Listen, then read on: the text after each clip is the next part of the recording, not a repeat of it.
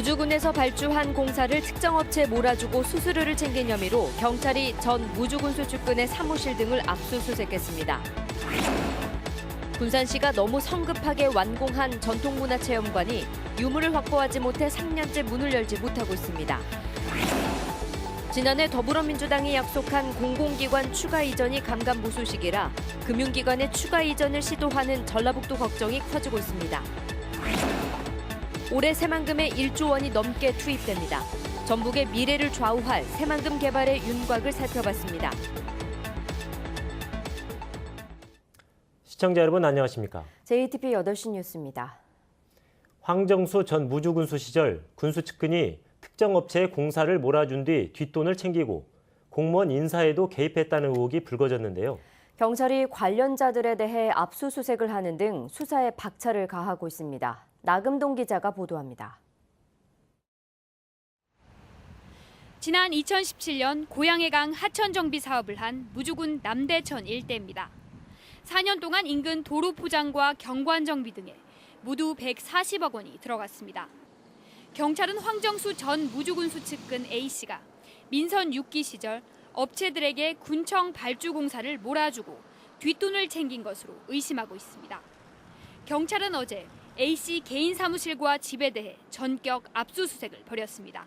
인사 개입하고 공사 계약 이런 게 관여했다는 이제 제보가 있어요. 그 압수수색을 했으니까 그 가지 토대로 분석을 하다 보면 또 브로커 B씨는 당시 군수 측근인 A씨와 업체를 연결하는 역할을 한 것으로 알려졌습니다.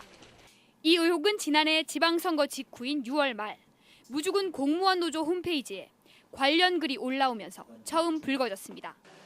이어 7월에 한 무주군 의원이 5분 발언에서 민선 6기 때 군정을 농단한 실세가 있었다며 이 내용을 인용해 더욱 확산됐습니다.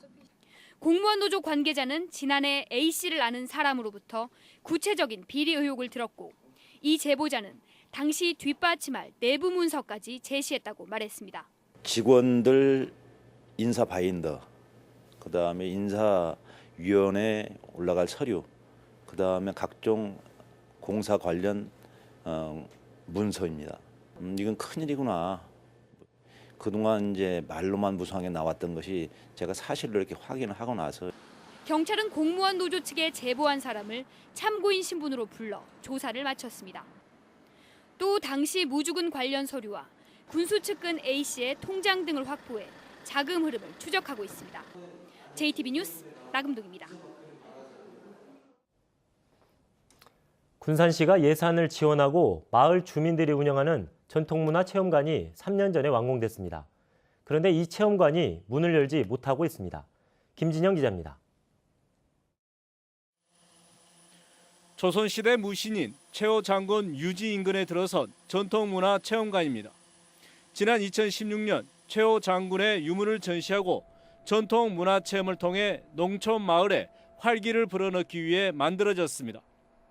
공사비 6억 원은 주민 공모 사업을 통해 군산시가 지원했습니다. 하지만 체험관 문은 굳게 닫혀 있습니다. 전통 체험관 운영을 맡기로 한 마을 주민들이 3년째 문을 열지 못하고 있는 겁니다. 전시 유물과 전통 체험 프로그램 확보 가능 여부도 따지지 않은 채 건물 공사부터 추진하면서 문을 열지 못하는 겁니다. 그런 것이 없어요. 지금 실질적으로 보면 초장군 지금 그래서 가려고 있는데 주위에서 얘기 들어오면 초장군 어떤 그런 인포메레 그런 것들이 전혀 없다고 그럽니다. 비용 부담에 체험관 건물 관리도 쉽지 않은 상황입니다. 전혀 시에서는 그 예산도 없고 전혀 그 없습니다. 부서지면 부서진 대로 또 있으면 있는 대로 쓰고 뭐 그렇습니다. 사실. 전통문화체험관 사업이 건물부터 짓고 보자며 성급하게 추진되면서 농촌마을 활성화란 당초 취지가 무색해지고 있습니다. JTB 뉴스 김진영입니다. 공공기관 추가 이전을 위한 논의가 여당과 정부 내에서 감감무소식입니다. 금융도시 조성에 맞춰 관련 기관들을 유치하려던 전북 입장에서는 김이 빠지고 있습니다. 권대성 기자입니다. 여당인 더불어민주당 이해찬 대표는 지난해 9월 공공기관을 지방에 추가로 옮기겠다고 밝혔습니다. 국가균형발전특별법에 따라 이전 대상이 되는 122개의 기관은 적합한 지역을 선정해 옮겨가도록 당정 간에 협의하겠습니다.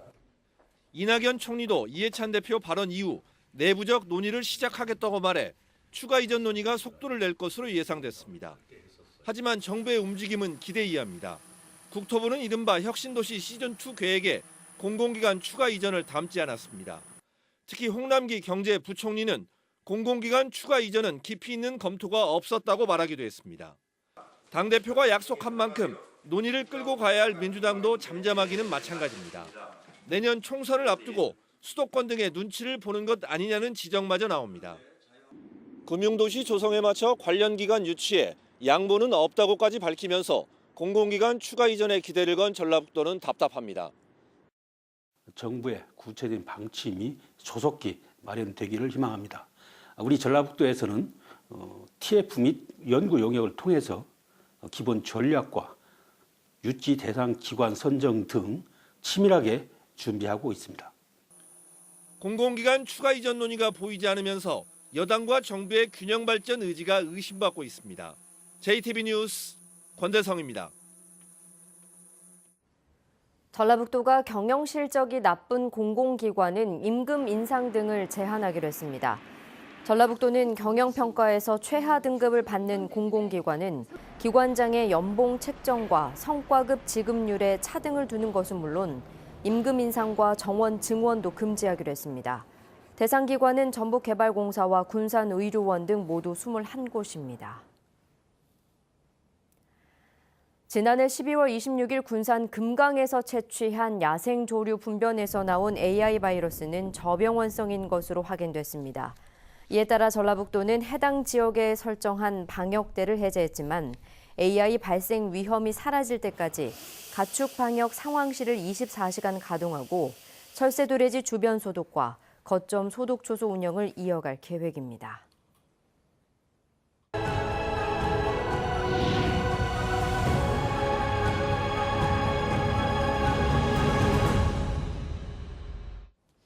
새해를 맞아 전북의 현안을 분야별로 전망해보는 순서입니다. 오늘은 사상 최대인 1조 원이 넘는 국가 예산이 투입되는 새만금 개발에 대해 살펴봅니다. 보도에 하원호 기자입니다. 새만금의 핵심 기반 시설인 동서도로입니다. 공정률은 70%로 새해 530억 원이 투입되면 내년 상반기에 완공됩니다. 동서도로와 연결되는 새만금 전주 고속도로 건설에는 올해 4천억 원이 투입됩니다. 세계 잼버리 전인 2023년 상반기 개통이 목표입니다. 새만금을 물류 중심지로 만들기 위한 새만금 신항만 공사도 이어지고 있습니다. 방파제는 이미 완공됐고 올해는 진입도로와 호환 등 기반 시설 공사가 계속됩니다. 이와 함께 방수제와 가력 선착장 확장, 박물관 건립 등 새만금 관련 사업에 역대 최대인 1조 1천억 원의 국가 예산이 투입됩니다. 19년도 예산이 도로공사 예산까지 합해가지고 볼 때 약 1조 1천억 원이 넘었다라는 거, 1조를 돌파했다는 거, 이것이 큰 의미가 있겠습니다. 지난해 10월 출범한 새만금 개발공사는 새만금의 첫 도시인 수변도시를 조성하는 사업을 본격적으로 추진합니다. 올해 상반기에 예비 타당성 조사가 완료되면 인구 2만 명 수용을 목표로 내년에 착공합니다.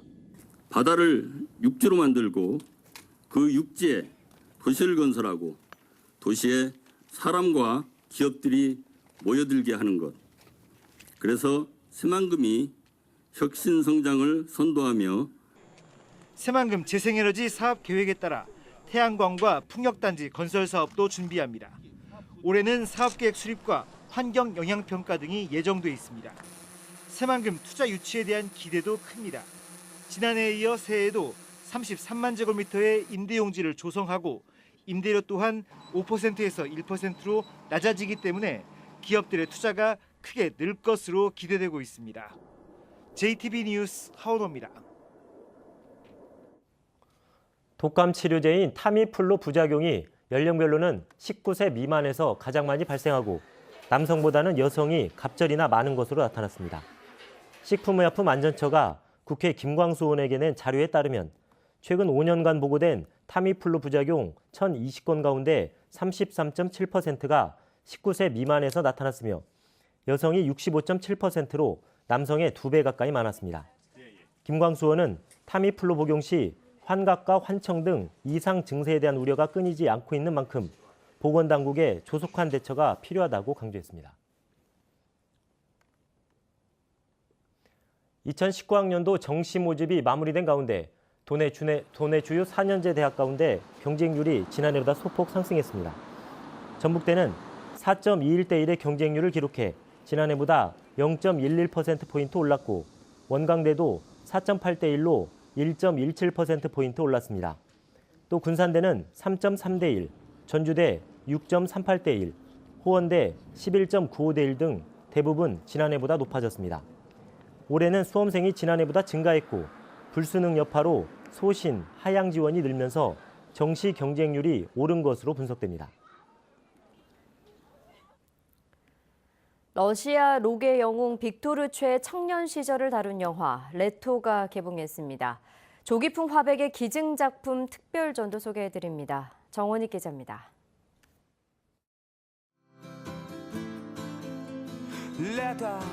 이제 막 음악을 시작한 19살 풋풋한 청년 빅토르 최.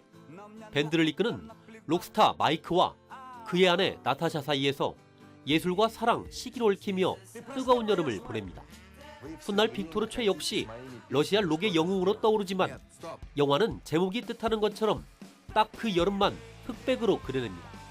지난해 칸 영화제에 초청되면서 처음 공개된 뒤 뛰어난 완성도로 극찬을 받았습니다. 흑백 영상미가 굉장히 잘 살아난 영화라고도 할 수 있고요.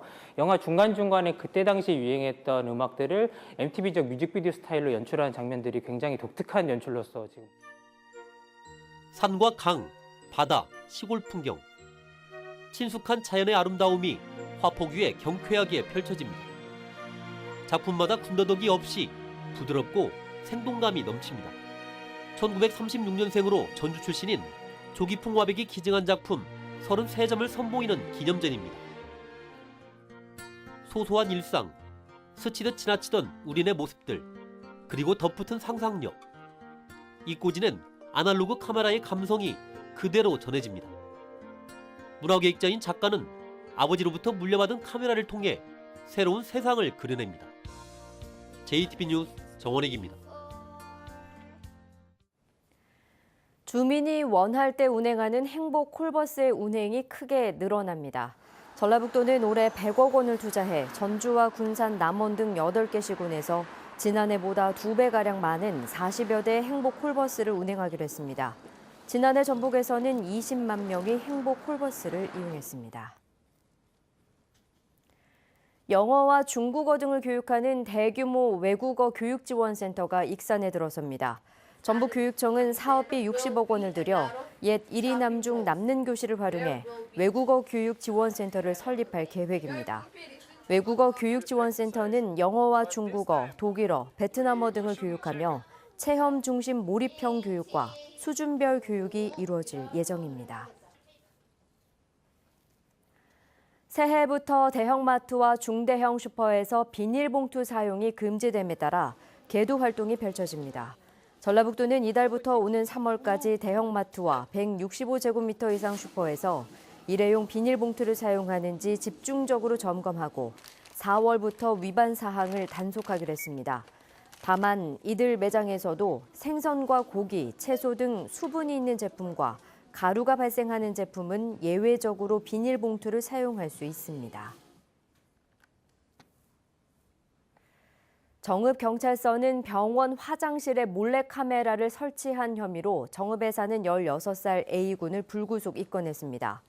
A군은 지난 3일 오전 정읍의 한 병원 남자 화장실 천장에 소형 카메라를 설치한 혐의를 받고 있습니다. 경찰은 A군이 호기심 때문에 그랬다며 범행을 인정했다고 밝혔습니다. 다음은 JTB 전주방송에 이웃돕기 성금을 보내주신 분들입니다. 원광대학교 박맹수 총장회 교직원 일동이 1,113만 1,830원, 전라북도청 송하진 지사회 직원 일동이 524만 3,950원을 보내주셨습니다. 성금을 보내주신 분들께 진심으로 감사드립니다. 날씨입니다. 오늘은 가끔 구름이 많은 가운데 대체로 포근했습니다. 오늘 밤부터 내일 새벽 사이 일부 지역에는 빗방울이 떨어지거나 눈이 날리겠습니다. 주말인 내일도 가끔 구름 많겠고 포근한 날씨가 이어지겠습니다. 아침 최저 기온은 영하 5도에서 영하 1도로 오늘보다 5도가량 높겠고 낮 최고 기온은 영상 3도에서 5도로 오늘만큼 포근하겠습니다.